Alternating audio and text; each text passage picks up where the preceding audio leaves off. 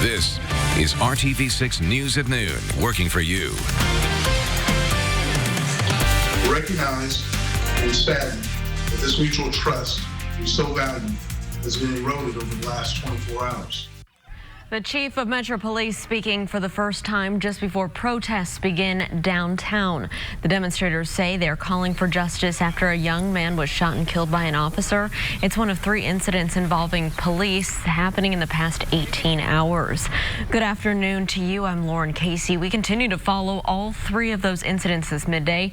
First, what began as the shooting death of a man by a Metro Police officer is now getting national attention.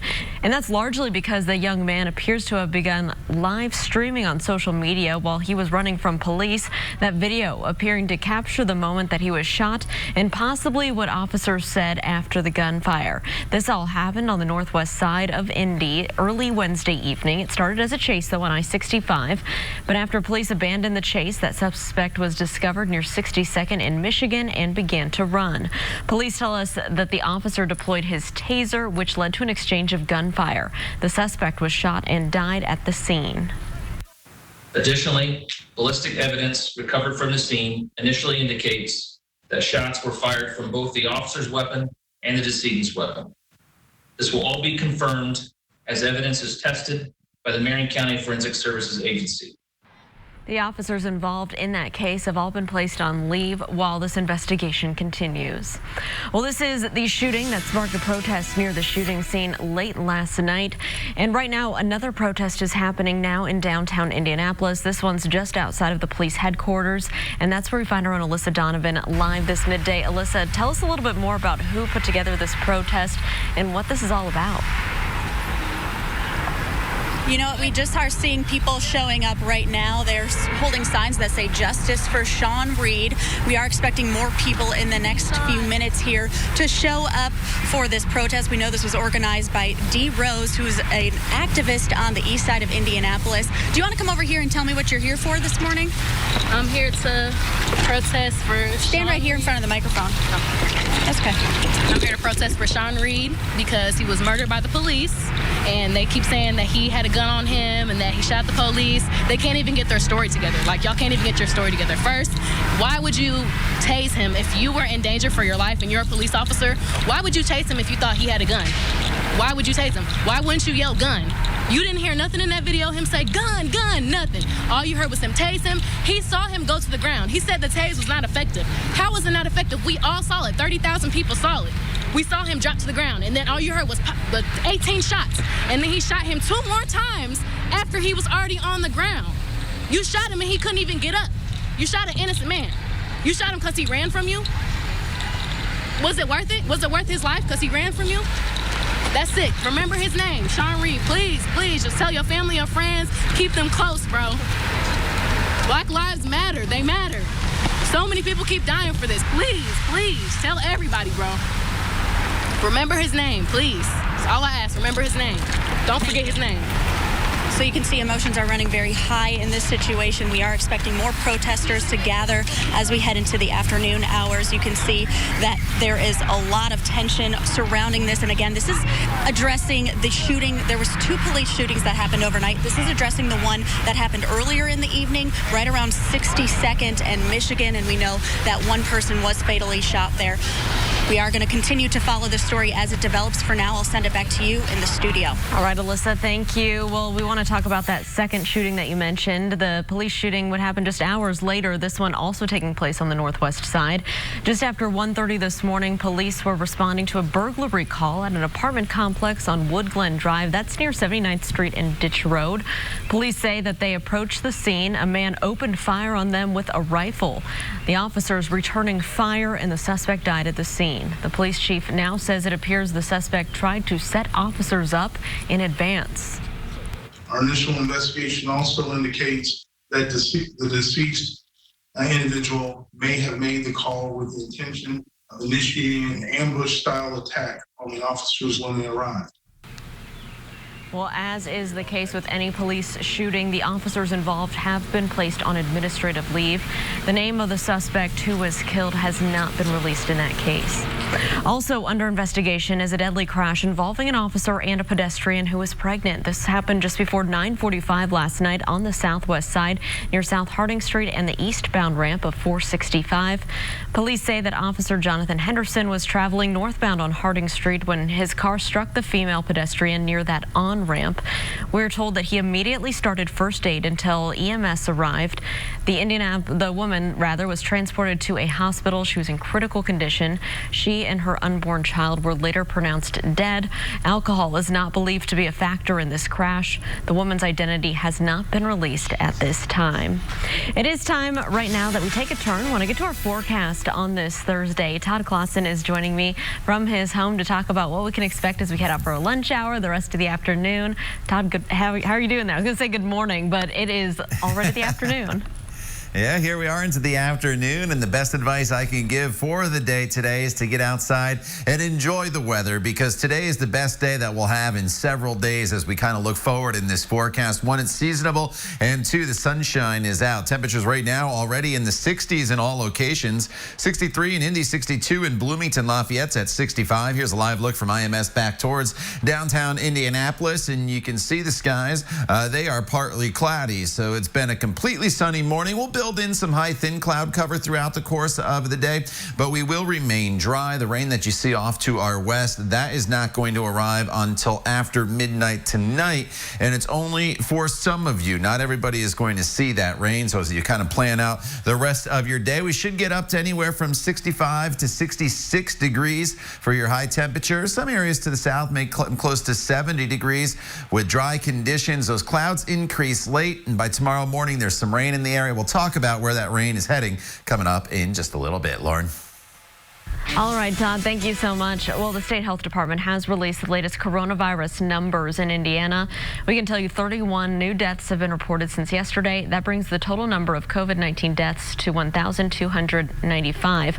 Another 650 cases of the virus were also reported. That pushes the state past 22,000 cases. We'll have more coming up from Governor Holcomb during his daily press briefing this afternoon. You can watch that at 2:30. That's right here on RTV6. And new numbers now from the Labor Department showing that almost 1/5 of Indiana's workforce has now applied for unemployment. Last week, more than 43,000 Hoosiers applied for benefits. The number continues to fall each week, but since businesses began laying off workers in the earnest, more than 620,000 people have filed for unemployment. A unit of nurses dedicated to fighting COVID-19 next, only on RTV6, the people who volunteered to work with the seriously ill, and they're warning as the state's stay-at-home order is becoming less restrictive. They almost became another victim of the pandemic, but we'll show you how this business, it's more than your average chocolate shop, was saved by the people it serves. We'll be right back after the short break.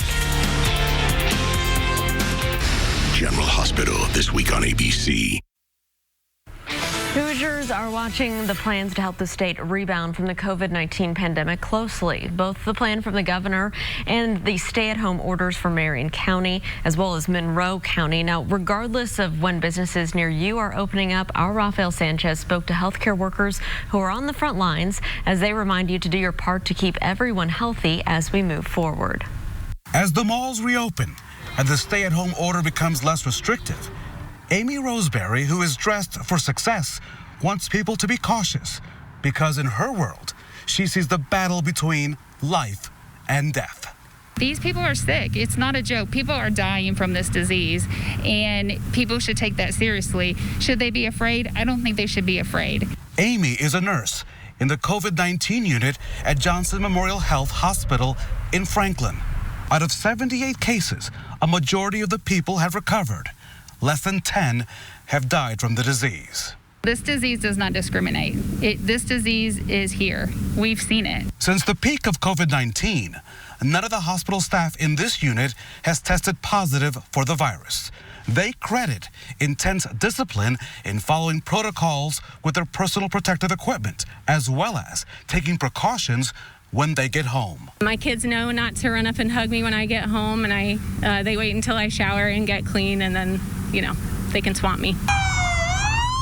The embrace from the community with food and parades have provided a boost behind the hospital walls. I think it's definitely helped our morale with coming to work in such a difficult time. Based on what they've seen, they prefer no one else become a patient in their unit, so they have a unified message. Keep up vigilant with your hand washing. If you can, carry a bottle of hand sanitizer and do it frequently, and just be conscious of touching your face. We all have to be vigilant about wearing our masks when we're out. Keep the social distance. The people in the community who are doing the hard things, the isolating themselves from their family, doing the things that are difficult, that makes everybody out there heroes. And that was Rafael Sanchez with that report. About 30 people work in that nursing unit. They are having to be vigilant, especially as Johnson County Sheriff's Office reports at least 4 cases of COVID-19 in the county jail, and that jail is across the street from the COVID-19 unit. We are thankful for their service, keeping us safe. All right, we want to take a look outside right now at some light clouds over central Indiana. We'll check in with Todd and get his full forecast when we come back. Our competitors forced your home. That's who. Welcome back. As we told you earlier, protesters are gathering outside of IMPD headquarters here in downtown Indianapolis. They're criticizing the shooting death of a man last night by an officer on the northwest side. Our Alyssa Donovan is joining us live with one protester arriving at the scene earlier, and she joins us live again as that protest is now underway. Alyssa, what's going on there? You know what? There is quite a few people here now, Lauren. Just take a look at this crowd. We have dozens and dozens of people who have showed up for this protest just in the past few minutes here, and they are gathering. They are talking with activists of the community. This whole thing was organized by East Side activist Dee Rose. And you can see people are wearing their masks. They are obeying those social distancing rules to be safe, but they are here to make a stand about that police shooting that did happen overnight. There were 2 shootings that happened overnight. Both of them were fatal. The first one that happened earlier in the evening, that's what these people are here to protest. And you can see dozens of people have come here to voice their opinion about what happened. They want justice for that person who was killed. And of course, we're going to continue to follow this developing story as we learn more. I'll send it back to you in the studio. Alyssa, thank you. We'll have more coming up on the news at 5 and 6 and also on the RTV6 app throughout the day. So stick with that if you are following this story closely. Todd, I want to go to you right now and talk about our weather on this Thursday. What can we expect today? And you don't have necessarily the best news for us going forward.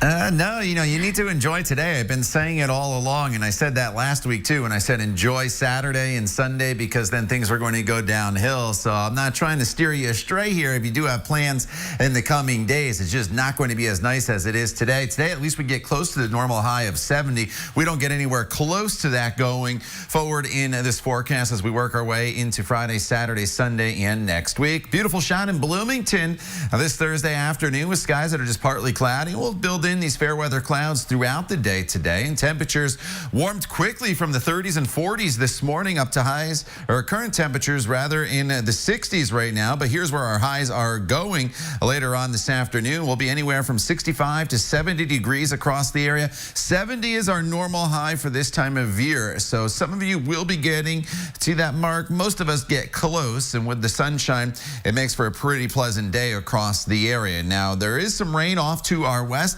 and this is heading in our direction for the day tomorrow. The thing you need to know about tomorrow and the rainfall is the further south you live, the more rain you are going to see. There's going to be a pretty sharp cutoff with rain to the north, and I think that cutoff is probably just north of Indianapolis. But south of I-70, it's a pretty steady rainfall throughout the morning hours and all the way into the afternoon hours as well before this starts to taper off. But again, northern locations, you're not going to get into much in the way of rainfall throughout the day tomorrow. And here are your rainfall totals, and you can really see the difference. We're talking about maybe up to an inch of rain in southern locations, Bloomington and Bedford, and then only a couple hundredths of an inch of rain in Lafayette. The metro area kind of falls in between there with a couple tenths of an inch. So for some of you, it's a soaking rain tomorrow. The thing that happens for everybody, though, is while it's raining, temperatures hold right around 50 degrees. Once the storm moves out and the skies clear, temperatures tumble quickly and dramatically quickly. We're down to 36 degrees already by 11 p.m. tomorrow. By Saturday morning, we are down into the 20s. Everybody will be below freezing to start the day on Saturday. The National Weather Service has already issued a freeze watch for the area that's likely going to be upgraded to a freeze warning either late today or during the day tomorrow. We rebound to 55 on Saturday afternoon with mostly sunny skies. Then for Mother's Day, we are looking at a temperature of 58 degrees with some spotty showers that'll be around. Mother's Day is not a washout, Lauren, but it's not as bright as the day on Saturday. And then going forward in this forecast, finally next Wednesday and beyond, I think that's when temperatures start to get back closer to normal. So when you look at the 7-day planning forecast, and I said enjoy today at the beginning of this weather broadcast, now you see exactly why. It's just very humbling and overwhelming. Well, the owners of a Muncie chocolate shop are getting a big boost from the community to make it to the other side of the coronavirus pandemic. And it's not just because of their sweet treats. Queer Chocolatier has become a Muncie staple over the past few years it's been open. And like a lot of businesses, the pandemic had the owners thinking that they may have to close. Our Cornelius Hawker shows us why that's no longer the case. At the beginning of this week, Morgan Roddy was scrambling, trying to figure out how to keep the Queer Chocolatier open, the business she and her wife Sherry own. I really need to come up with like an emergency plan. I need to, find out how am I going to make my rent? Do I need to find a job to pay the rent because I don't have the business to pay the rent? She never imagined the note she wrote about the hard decisions she was facing would lead to thousands of dollars being donated to keep the place open. 1 minute, I'm crying because I think the business is about to be done, and I'm still about ready to cry, but for a good reason, right?